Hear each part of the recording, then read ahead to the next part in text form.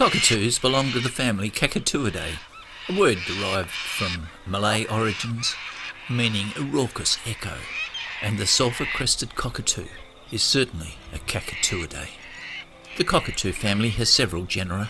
Cacatuae includes most of the pink and white cockatoos, whereas Calyptorhynchus is mostly the black cockatoos. So today we're looking at the sulphur-crested cockatoo. This is a flock cockatoo.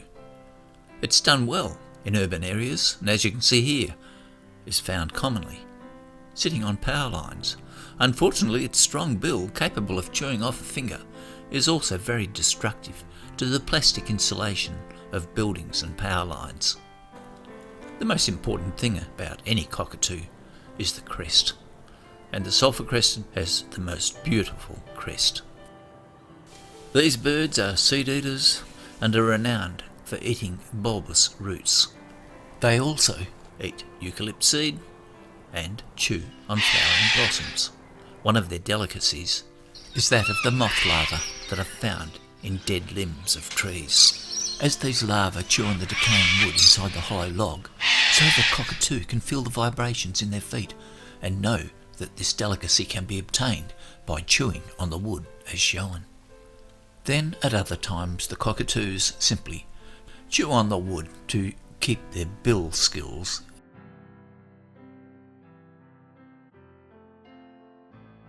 Feeding on the ground is where most of the feeding happens, and though they are seed eaters, eating of roots to me is far more common for the native birds.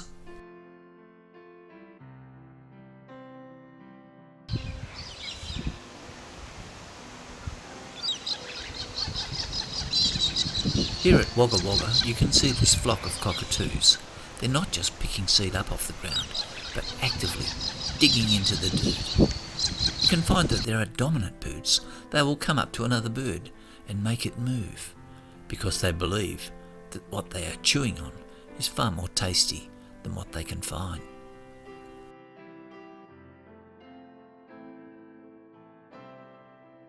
I'm uncertain as to the cause of the dominance in the cockatoos. I suspect it is more just a flock phenomena than a sex-related male dominance.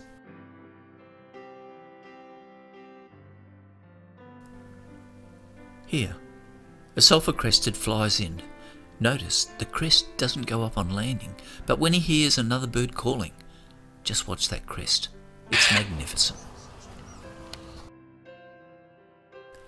Many of the cockatoos seem to eat more roots than seed, and the way these birds are feeding, it certainly illustrates this point.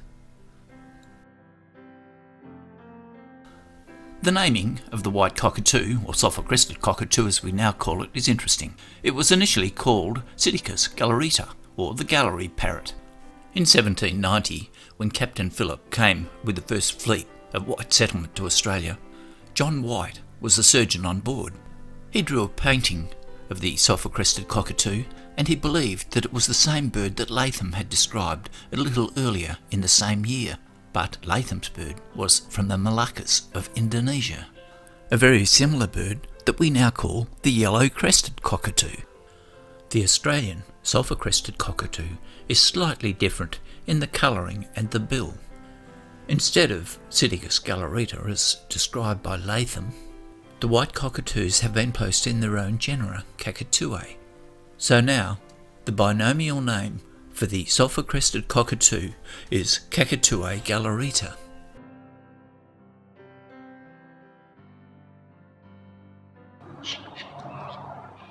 An interesting observation on the sulphur-crested cockatoo was made by Elsie of the Kimberley.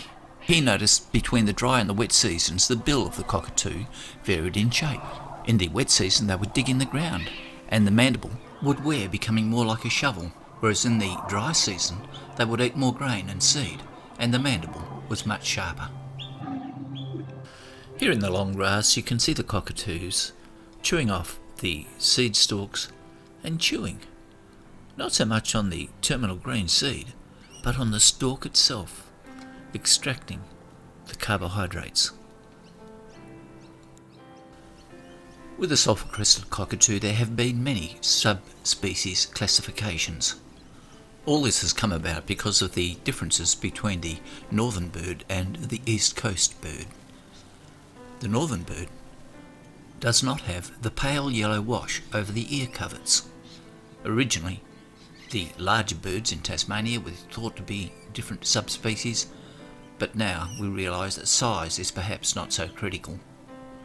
Fitzroy, a subspecies, as the name implies, was first described from the Kimberley, but it stretches across the Northern Territory towards Queensland. This bird has white ear coverts, not the yellow wash.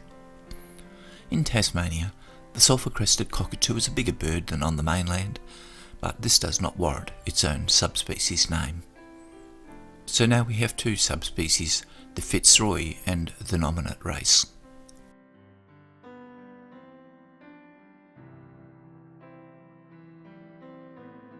Canopy feeding by the cockatoos is extremely common, and anyone who grows almonds, macadamias, or even fruit trees will find that the cockatoos come in and feast on the produce.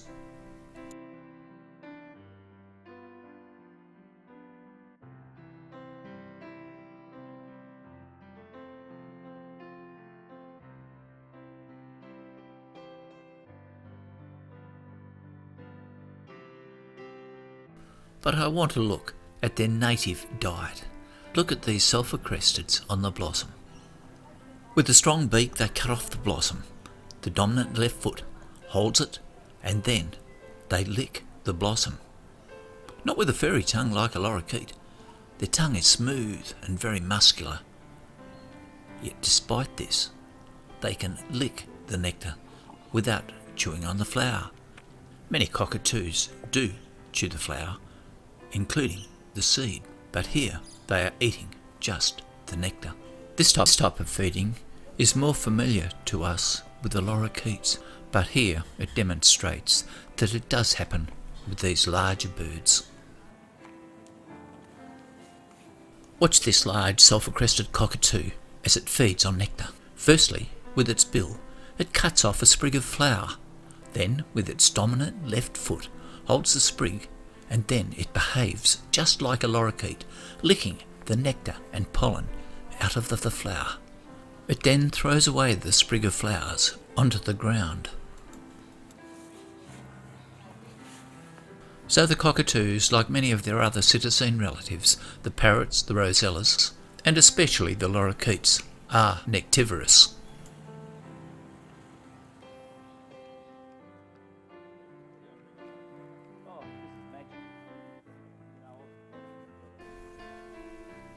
The cockatoos have been used as pets for many years. The first cockatoo pets were those taken from the Moluccas. The sulphur-crested cockatoo can live to a ripe old age, and one has to be content to have this bird in a cage for a long time. They have very strong bills and have been known to cause partial amputations of fingers. But for those who have them as pets, I would strongly recommend you give them a very varied diet.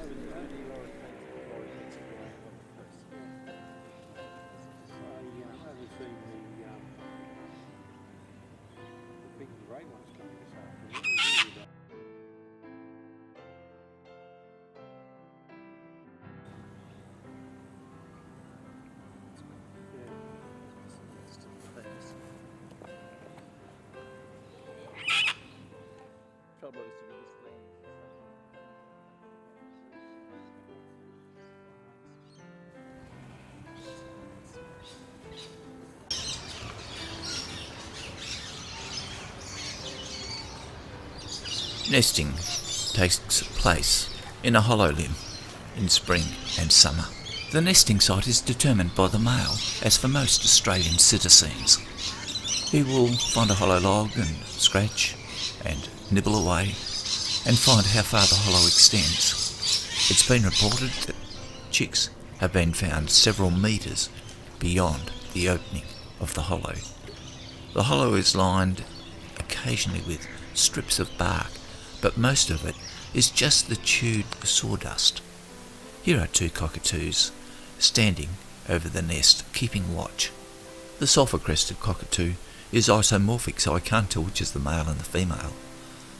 But for those of you who keep these birds as pets, be prepared to listen to a continuous, raucous call.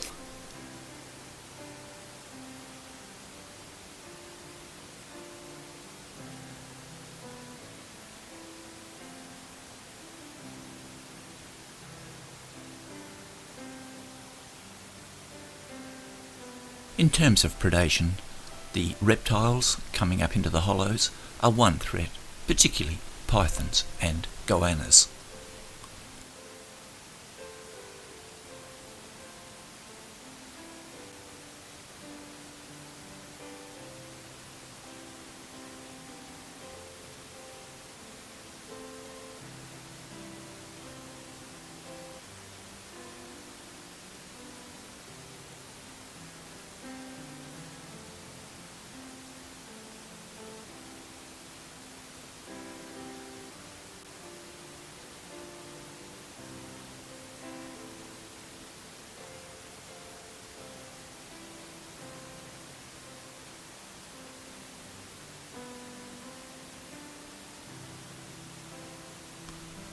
Another threat to all birds are the Australian raptors, particularly the wedge-tailed eagle.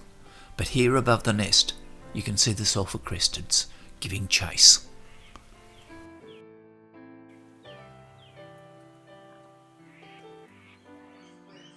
That is the end of our video on the sulphur-crested cockatoo, and on behalf of Plumes of Oz, we hope that you have enjoyed it and will subscribe to our channel. Then YouTube will notify you of our next release.